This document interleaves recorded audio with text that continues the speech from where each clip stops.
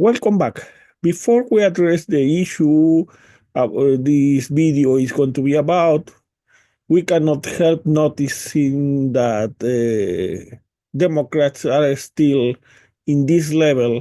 I'm Sarah Jacobs. Get ready with me while I explain to you how House Republicans are trying to give away your health care to give tax breaks to big corporations and the very, very wealthy. Last week, Republicans introduced their budget resolution, and in it, After coming from this, I have a dream that my 4 little children will one day live in a nation where they will not be judged by the color of their skin, but by the content of their character. I have a dream today.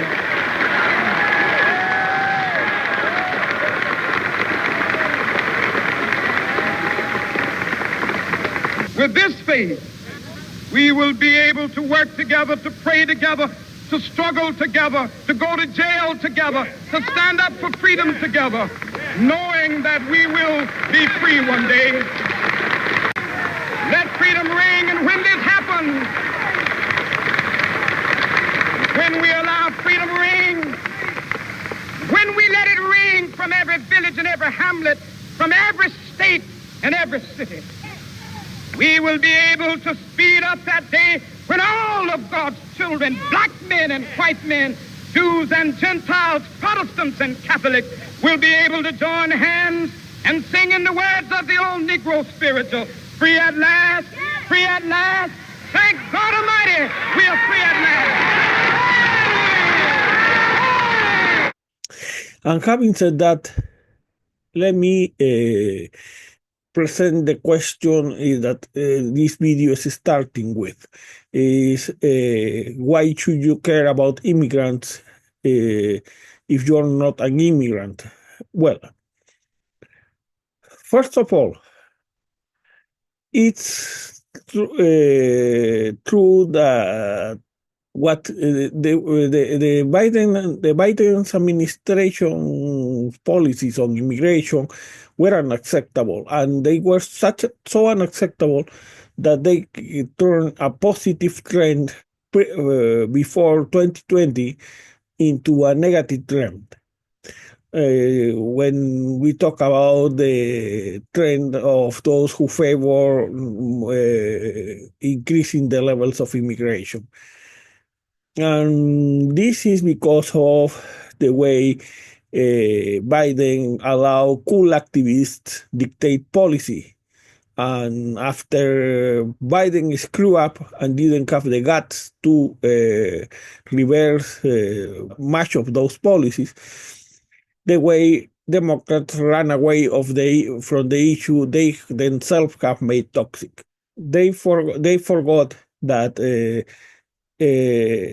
immigration is the far right main motivation, that if you want to keep them away from politics, their brutal obstruction, if you want to keep away the way they no prisoners taken approach to politics, you have to attack their main motivation. You cannot just yield it as some Democratic congressmen have done, like Ruben Gallego. And it's true that even FDR said that you cannot go farther than the voters allow you, but also sometimes you have to guide the voters, like his fight to reverse the isolationism that was reigning in public opinion before 1940. So let's talk about a little bit. Let's just mention that in the terms of the economy, it's true that the effects of immigration, especially in sectors like in construction and agriculture, is positive. And even the fiscal impact at the federal level is positive. It has allowed both at the level of skill and even unskilled immigrants unleash a lot of potential. but we cannot deny the impact of local budgets. That's a different story, and we could not neglect it when addressing immigration. So I am not definitely not on that camp. But we also have to remind that some people who are using legitimate grievances like the impact in local budgets are trying to attach immigration to housing. For Trump himself are blaming immigrants for a surge in the housing crisis, even though they are about just 5% of the population. Undocumented immigrants, I mean. And even if you include illegal immigrants, that's just about 14. And we know that when we use scapegoat immigrants, we know that there are the real culprits of the housing crisis.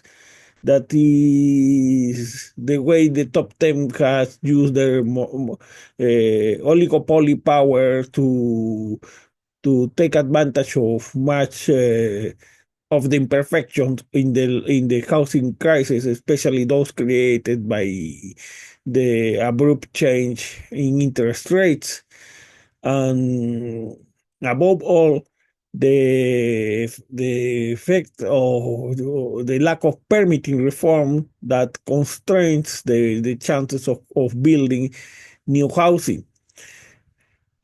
Because if, for instance, you tell me that what about Kamala Harris' proposal for giving tax credits for the down payment of housing? That's not bad as a transitional policy, but not as a real policy, because otherwise it means paying with the public money the cost, the additional cost created by the imperfections in the housing market. And guess what? If you fall for this kind of excuses, in the end, you are not going to not only not solve the housing crisis, but you are going to hurt immigrants, and in the end, you are not going to have more housing, because we are talking about scapegoats, using immigrants as scapegoats. Burning them at the stake is not going to create more housing magically by itself. Then, if you are talking about how to use resources, many people, both of the left or center left, like the Peterson Institute or the Cato Institute, have shown that the enforcement by itself doesn't work. It's something we should have learned from the prohibition in the case of alcohol. But we have to be reminded now that enforcement by itself of the prohibition of a legitimate product, like in this case is the labor force of immigrants, is not going to end well. So that's why even during the first Trump administration, enforcement was not really effective to stop immigration, because immigration was moved.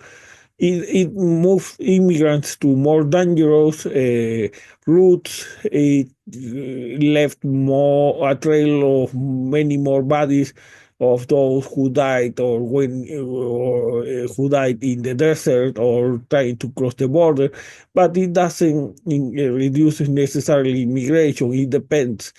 And in our first video, we have addressed that study from the Pew Hispanic Center, now Pew Research, which is the one that explains the best the motivations behind immigration.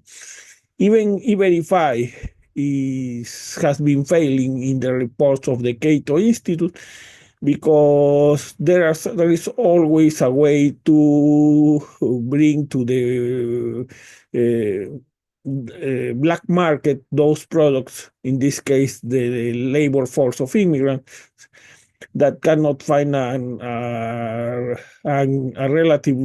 relatively easy way to be processed through the legal market. Actually, the frequent use of contractors in construction for years has been a device used by big companies, big construction companies, to avoid responsibility for using undocumented immigrant labor in the work sites. And finally, we have not only that the rate of criminality among immigrants is lower. The rate of criminality is lower among immigrants than among the native born, but that diverting immigration, diverting federal forces or even local police to immigration enforcement is precisely the recipe to make streets less safe.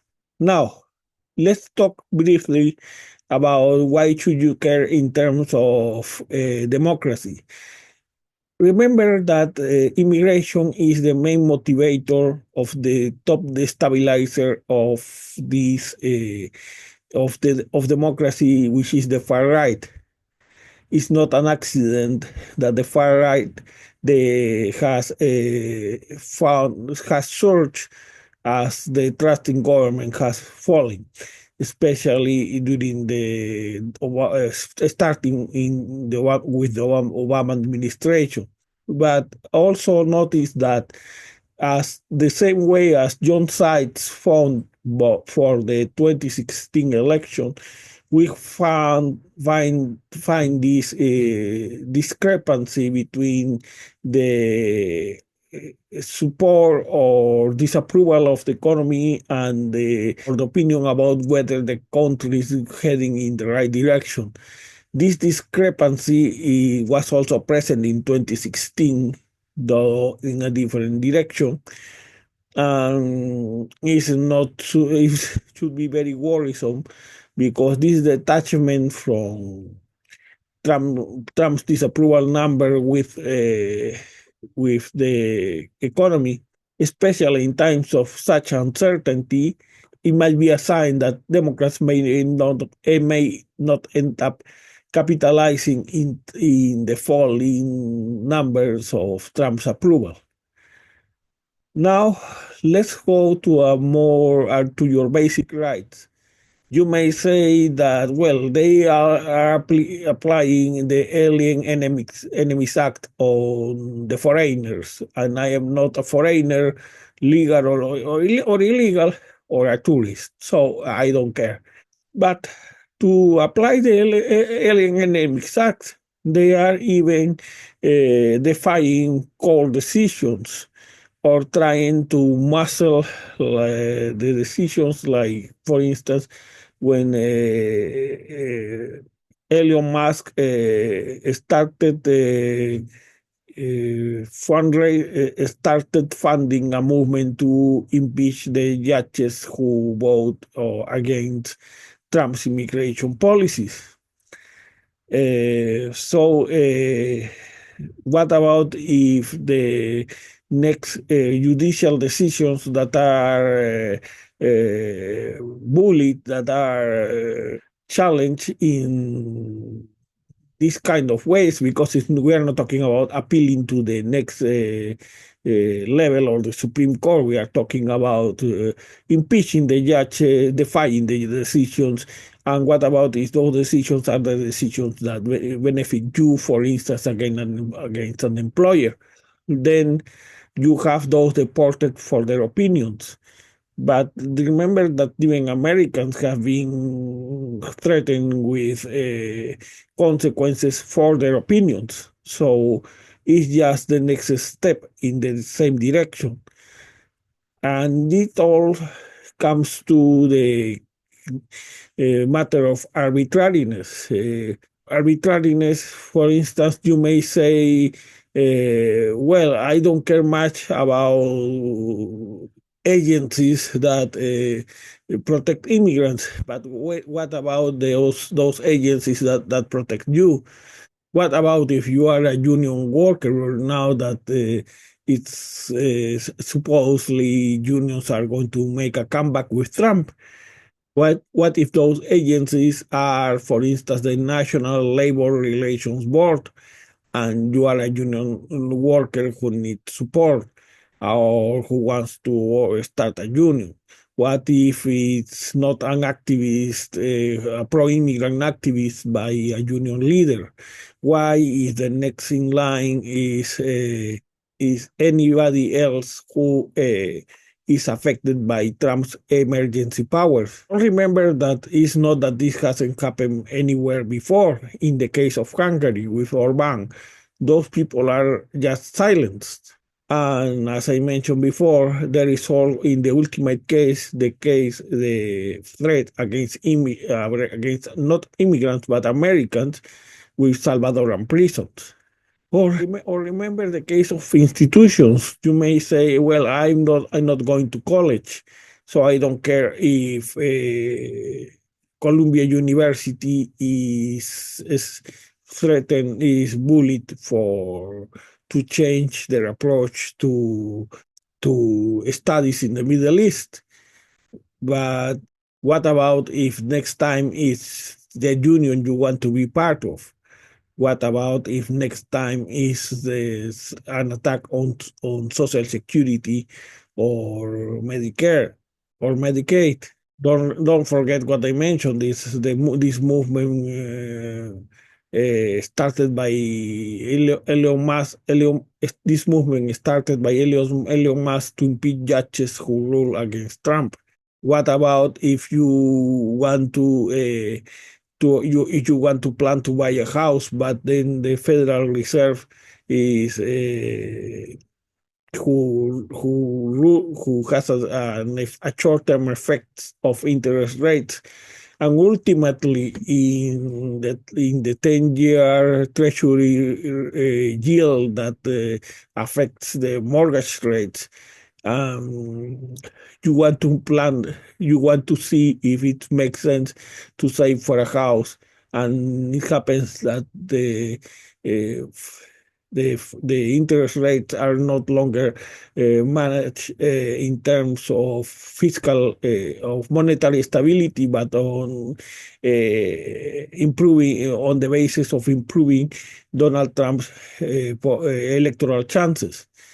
And as I mentioned before, what about if the next time the rights that are challenged are Medicaid, Social Security, or Medicaid, all for the sake of cutting funds in order to get enough money to get the expected $4.5 trillion in tax cuts for mostly the rich. So, or as I mentioned before, what about if the appropriations on which you were expecting, because you are a construction worker or a foreman, and you were expecting to work, are not materialized because they are being redirected? And don't forget that the continuing resolution passed recently allows Trump, as it allowed Orban in the case of Hungary, to redirect funds in depending on Trump's priorities. So if you open the door to arbitrariness, if you let it be normalized on immigrants, don't forget that you might be next. And let me briefly go back to crime. Fentanyl is a scourge in America, of course it is, and that more should be done. Of course it should. But if you allow to be the fentanyl cause to be turned into an immigrant narrative, don't don't be surprised if you, at the end, you end up without immigrants, but you still have fentanyl because you could get rid of immigrants and fentanyl could still be coming, keep coming. Especially if you divert federal and local police to chase gardeners and nannies. So you want safer streets, you don't have to get rid of immigrants. You have to address the issue, the real issue. And now, so if I have convinced you that what Biden did was unacceptable, but so is what Trump is doing, you may ask, well, then what to do? For that, I invite you to watch the video I recorded about this issue before. The link is at the end of this video. And number one, you may find historical basis for a new narrative, not just in Kennedy, whose work, A Nation of Immigrants, gave us the basis for a sound narrative that was never crystallized because the 1965 reform didn't crystallize, that didn't incarnate that the vision. But you also have another other reference. You have Lincoln, you have Roosevelt, you have Hamilton, and if you are a Christian, you have Jesus Christ. You have plenty of material to create a new narrative that is humane and at the same time efficient, because the current system is not just inefficient, it's also morally broken. Morally broken at the light of these icons I have mentioned: Kennedy, Roosevelt, Hamilton, and if you are Christian, Jesus. Then, once you have the icons, you have to bring ideas that are in line with those icons and flesh those, because ideas that you have to flesh those ideas to turn them into policy. And you may not have, you may have different ideas, and as long as they are compatible, there is no problem, because at the end it's a matter of negotiation. But you cannot negotiate in good faith if you introduce poison pills. If you want something you are not going to regret later, you have to have ideas and then give them enough visibility. You also have to prevent the introduction of poison pills. You have to set the record straight, something that has been taken to extremely mediocre extremes of mediocrity never seen. For instance, even to this day, the whole media rallied in favor of Trump deportation of supposedly criminals to Colombia, and focus more on Colombian President Petro's antics than in the identity of those who had been deported. And yes, a number of them were criminals. And who could oppose deporting criminals? For more than a decade, I have proposed that Democratic presidents should have a task force directed to the deport criminals in order to show the MAGA movement, and before that, the Tea Party movement, that Democratic presidents could target the real rotten apples, and that when it came to real enforcement and not excuses, Democratic presidents could be even better than Republican presidents. But what if you see the identities of those who were deported? There were many children and pregnant women, and many of them were collaterals. Collaterals are those who just happened to be there when ICE came and ICE arrested them, even if they were not criminals. So, and that's the mediocre way. That's an example of the mediocre way. Even today, after all we have gone through, the press is addressing details like those. Now, I have mentioned in my, not that democratic presidents have done a better job. Remember that in my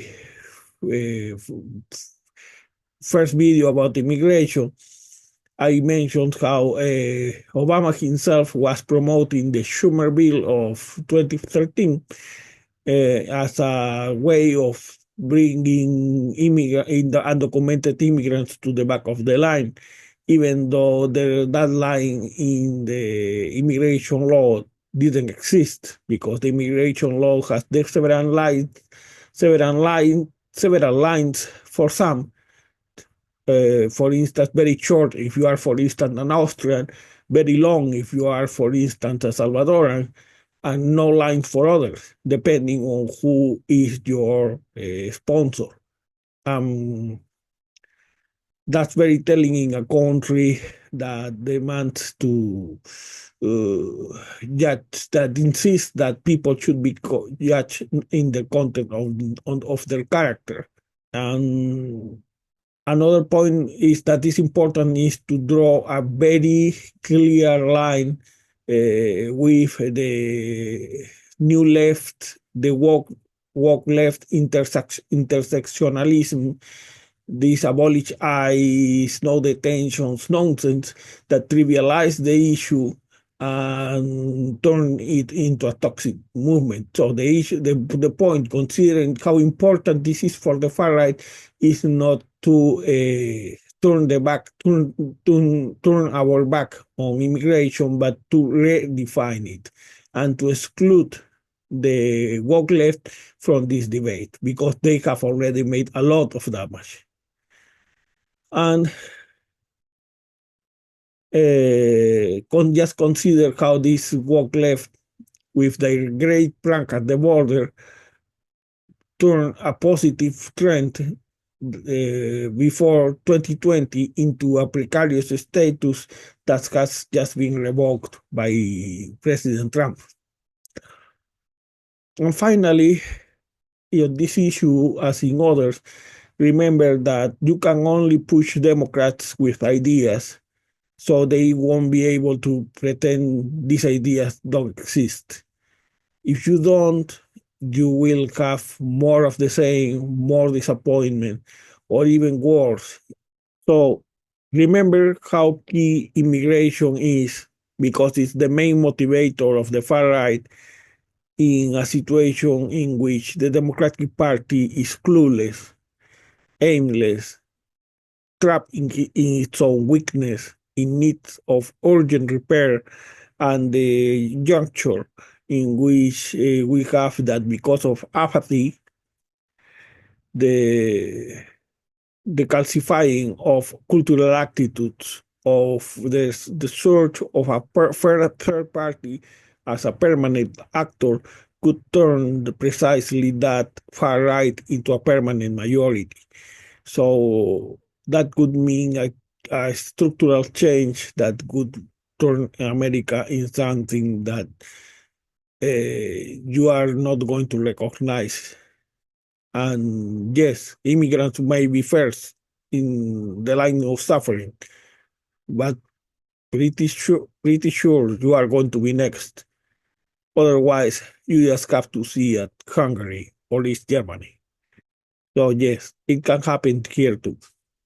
And immigration is too important to be left on the weak hands of people like Ruben Gallego or the woke left.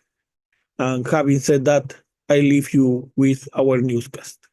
Good evening. This is Brian Thomas Simons, and these are the main headlines of this hour. Among other news. After making an unexpected pause last week, 346 new executive orders were released this morning in the Oval Office. Among them, 1. Secretary of State Marco Rubio will not be referred to as Secretary Little Marco or Secretary Lil Marco in official White House communications. When advised that a similar executive order had been already released in another package of executive orders 2 weeks ago, President Trump declared, "That's okay. I told Lil Marco that. But he insisted, so I am publishing it again." 2. Face of Viktor Orban will replace Theodore Roosevelt's after last month President Trump replaced George Washington's with his and Abraham Lincoln's with Vladimir Putin's. We have seen what Viktor has done for his country and it's terrific. Its constitution is terrific. Almost as good as what Vladimir has done for the Russians. That's why I gave him Ukraine. Not like that Zelensky. That's why both of them had earned their place in Mount Rushmore. Everybody will talk about it. You will see, declared President Trump at the press conference following the announcement of the new executive orders. 3. Medicaid will be considered a DEI policy and dismantled together with the Department of Education. We have detected the roots of DEI policies back to 1965, when Medicaid was created. And we have solid evidence that it was linked to the Watts riots of 1965 and with the assassination of Barry Goldwater in 1968, declared Press Secretary Caroline Leavitt. When Washington Post White House reporter Toulouse Oloronapa corrected her that it was Martin Luther King, not Barry Goldwater who was assassinated in 1968, ICE arrested him under the charge of being an illegal alien and so, a criminal. B. Disney's CEO Bob Iger congratulated for releasing Snow White Inclusive on the same day as Snow White live action. Snow White Inclusive will compensate for the low box office results while the live action reaches its break-even point thanks to Haldol Promotions. For a moment, we were tempted to release the 1937 cartoon, but I am glad all ended up well in the end, declared the executive. Disney's CEO Bob Iger admitted that, yes, Rachel Zegler's Snow White, different from Snow White Inclusive, won't be profitable, but the deal with Essential Pharma to get Snow White to promote Haldol will, at the very least, reach our break-even point, including marketing costs. Pardon to Commander revoked by President Trump. Currently sought by the FBI. We'll get him, declared FBI Director Kash Patel. State Secretary Lil Marco sent in special mission to Tonga to counter Blinken's visit to that country in 2023 and reaffirm Trump's Tonga policy. Secretary Rubio, displaying the decorations granted to him by President Trump before his special mission to the Middle East, said he was honored by the assignment. Schumer's confusion strategy, consisting of voting for the Republican budget with the goal of confusing Republicans into voting in the opposite direction, admitted it didn't bring the expected results. It seemed the right move at the time, declared Democratic Senate Minority Leader Schumer, who last week was congratulated for preserving the long Democratic tradition of caving to Republicans and looking helpless. Arkansas man who was arrested after being found getting intimate with a stuffed animal, feels optimistic about his $20,000 goal in the GoFundMe he launched to give solace to lonely people after being released by Baxter County Judge Mark Evans, judge who, moved by the altruism of the defendant, dismissed the charges. His campaign against loneliness will be a remarkable contribution to society, declared Judge Evans. This has been the news of this hour. Sponsored by Church of the Holy Redeemer's Power in the Spirit. Have you accepted Jesus Christ as your personal Savior? Did you vote for Trump in 2016 and then in 2020? This is the right church for you. If so, Church of the Holy Redeemer's Power in the Spirit is the only Christian church that can promise you in the Lord to have 72 virgins in heaven for only a donation of $50 a month.